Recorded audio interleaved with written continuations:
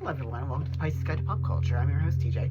I just wanted to drop by real quick to talk about this book, Michael D.C. Drout's The Tower and the Ruin, which is of course, as you might guess from the cover, about Tolkien. And as I said in my little blurb, I do think this is one of the definitive books about Tolkien to sort of help us unlock why it is that LOTR in particular, but also The Hobbit and the Silmarillion are just such unique works.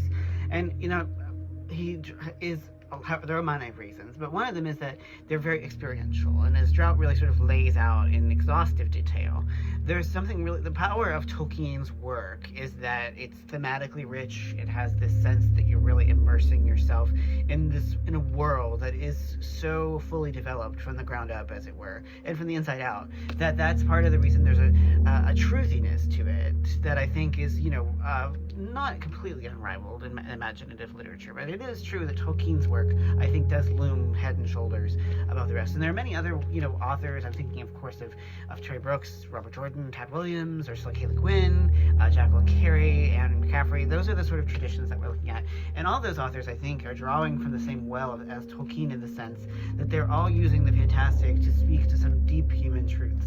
And I think that what makes Drout's book so wonderful is that it really sort of gives us a deep dive into the sheer mechanics of it. Now, it is a bit dense. I think as an English PhD, I think I was like, oh yes, I know what this is. So it is kind of heavy going at times. He does get into the weeds, but if you can get past that, and I think it is worth getting past that, I think you'll find that much that's rewarding. He really knows his stuff. He has, you know, done so much extensive work in Tolkien lore and in the Hobbit, the Silmarillion, and the Lord of the Rings in particular.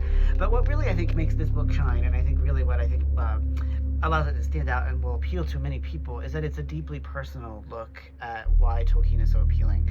And that, I think, is really rewarding. Many of us obviously have great emotional investment in Tolkien's world and in his works and his biography and all that. And I think that if like me, you have spent so much of your life devoted to Tolkien in one form or another, I do think that you'll find much that is rewarding about this. Again, it is not for the faint of heart.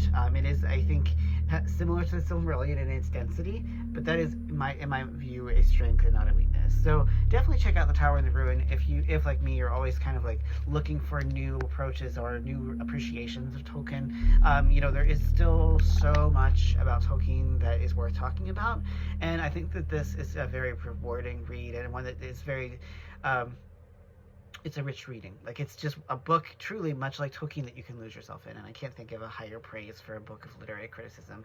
So do check out The Tower and the Ruin. It is out now, so it does get the Pisces Guide to Pop Culture seal of approval. Anyway, thanks so much for joining me. As always, thank you so much, and take care, y'all.